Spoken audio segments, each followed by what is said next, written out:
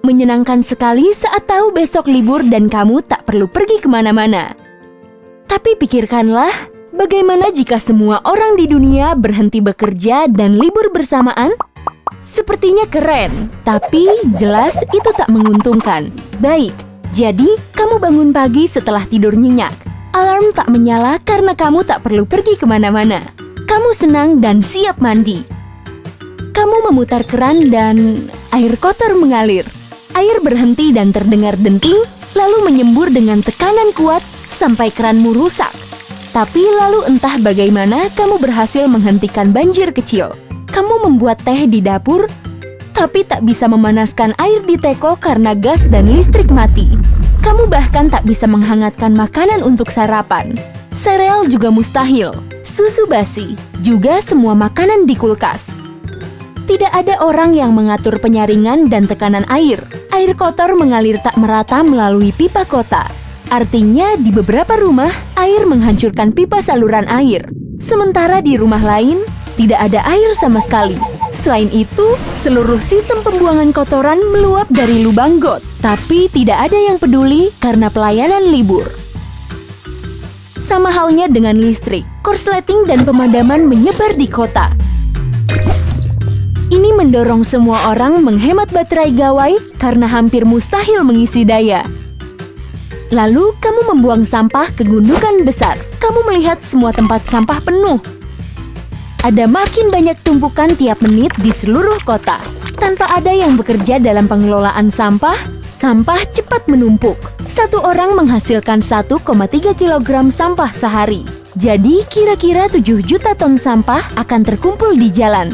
Tanpa banyak pilihan lain, kamu memutuskan menghabiskan waktu bersama teman-teman. Tapi pesan teksmu takkan terkirim karena internet dan semua menara seluler mati, membuat manusia tak bisa berkomunikasi. Tanpa internet, kamu bosan, tapi di luar sejuk. Jadi, kamu memutuskan untuk piknik. Jalanan lengang karena tidak ada yang pergi bekerja. Tapi, kamu harus hati-hati saat berkemudi. Lampu lalu lintas juga mati. Kamu berhenti di toko untuk membeli kebutuhan piknik, tapi hari ini semua pasar swalayan tutup. Produksi semua hal menjadi berhenti di seluruh dunia. Rumah sakit, pemadam kebakaran, dan polisi tutup. Orang-orang harus menginap di stasiun kereta dan bandara. Mereka tak bisa pulang. Untungnya, kamu tidak pergi kemana-mana dan berada di kampung halamanmu. Pada malam hari, orang-orang berkumpul di luar. Tapi mereka tidak tahu harus melakukan apa. Semua tempat hiburan tutup. Ini memiliki sisi baik, kamu akan menghemat uang. Tapi omong-omong, perputaran uang di seluruh dunia berhenti hari itu. Ekonomi dunia membeku dan semua lembaga keuangan kehilangan pendapatan sehari. Tapi jangan khawatir, takkan ada keruntuhan ekonomi. Pasar saham takkan jatuh, hanya lumpuh karena kurangnya komunikasi dan aktivitas. Takkan ada yang menjual atau membeli saham dan mentransfer uang. Setidaknya tidak hari ini. Lampu kota, papan neon, jendela toko mati. Semua klub malam tutup. Pada saat ini, sebagian besar gawai kehabisan baterai. Jadi, makin banyak orang pergi ke jalan. Lalu, apa yang kebanyakan orang suka lakukan pada malam hari saat libur? Bersenang-senang. Seluruh kota mulai berpesta di luar. Jalanan menyala dengan api unggun dan lampu depan mobil. Bukan bunyi pengeras suara yang terdengar, tapi gitar akustik, piano, set drum, dan suara orang-orang. Ya, pesta pada abad ke-19 terlihat seperti ini. Tapi cepat atau lambat, kesenangan itu berakhir. Keesokan harinya, seluruh dunia menderita akibat 24 jam sebelumnya. Antrean pasar swalayan, kerumunan orang di kereta bawah tanah, rumah sakit penuh, kemacetan lalu lintas. Banyak perusahaan dan bank kehilangan miliaran uang dan berusaha mengatasi permulaan krisis ekonomi. Tapi yang terburuk adalah penyedia layanan internetmu masih belum tersedia karena operator jaringan berusaha memulihkan jaringan. Selama 1 pekan ke depan, semua pekerja umum akan bekerja 7 hari untuk memulihkan situasi akibat liburnya semua orang. Ini terjadi kepada kita semua setelah istirahat tenang, memulai kembali bekerja yang melelahkan.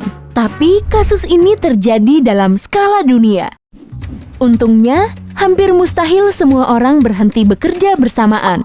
Bagaimanapun, kita didorong oleh insting penyelamatan diri. Dan untuk menjaga standar hidup normal, seseorang harus bekerja. Bahkan leluhur kita bekerja sepanjang hari, berburu mamut untuk memberi makan keluarga. Sekarang, kita duduk di kantor untuk dibayar. Tapi kita bisa mengatakan dengan pasti orang tidak bekerja sebanyak dulu. Otomatisasi bertumbuh setiap hari, dan orang makin tergantikan oleh robot juga kecerdasan buatan.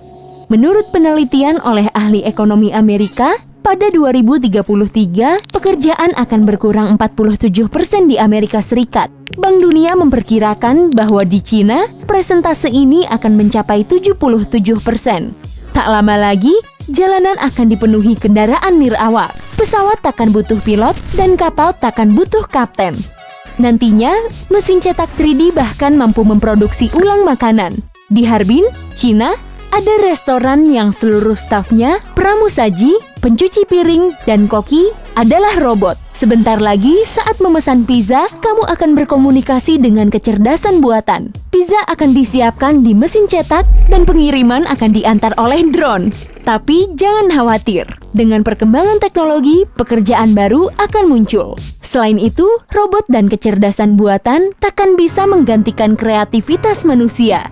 Lalu, bagaimana jika manusia tak hanya berhenti bekerja, tapi juga berhenti membutuhkan pekerjaan? Di dunia, eksperimen dengan penghasilan dasar telah dilakukan beberapa kali. Ini saat Amerika Serikat memberi orang sejumlah uang per bulan, membebaskan mereka dari kebutuhan untuk melakukan pekerjaan yang tak mereka suka. Konsep kerja akan berubah drastis. Manusia akan berhenti bekerja demi uang. Mereka akan mulai bekerja demi kepuasan.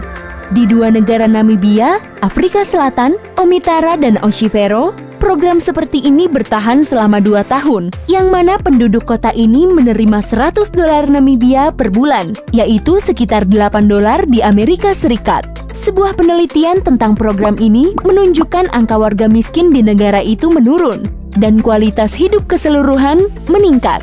Program yang sama dilakukan di Brasil, India, Kanada, dan Amerika Serikat. Dan hasilnya positif. Tapi, jika penghasilan dasar diterapkan kepada seluruh manusia, apa manusia takkan menjadi malas? Pendapat terbagi. Hampir semua orang bekerja demi uang untuk menafkahi diri sendiri dan keluarga. Dengan kata lain, semua orang bekerja karena takut menjadi miskin dan lapar. Tapi, jika manusia tak takut kekurangan uang, mereka akan lebih kreatif dan produktif. Kesimpulan ini dicapai beberapa ilmuwan yang meneliti penghasilan dasar. Tapi, apa yang akan terjadi dengan pekerjaan yang tak banyak orang mau geluti? Misalnya, petugas sampah? Disinilah otomatisasi dan mengganti manusia dengan robot menjadi penyelamat. Terlepas dari ide sempurna penghasilan dasar, banyak ahli menganggap program tersebut merugikan manusia. Bersama teknologi berguna, dunia hiburan berkembang. VR, video game, serial interaktif. Apa kamu masih mau bekerja demi kesenangan jika kapanpun kamu bisa memakai headset VR dan berada di dunia ajaib penuh kesenangan dan petualangan? Ya, ini impian semua remaja. Tapi di dunia itu, manusia bisa duduk di rumah dan robot akan melakukan pekerjaan mereka. Kenyataan di sekitar kita akan menjadi abu-abu dan tak hidup. Kita sudah melihat hasil yang sama di beberapa film dan kartun, dan kita tak mau mewujudkan kehidupan itu. Hey, jika kamu belajar hal baru hari ini, klik suka pada video ini dan bagikan kepada temanmu. Ini beberapa video keren lain yang pasti kamu suka. Klik saja video di kiri atau kanan, dan ingat, tetaplah di sisi terang kehidupan.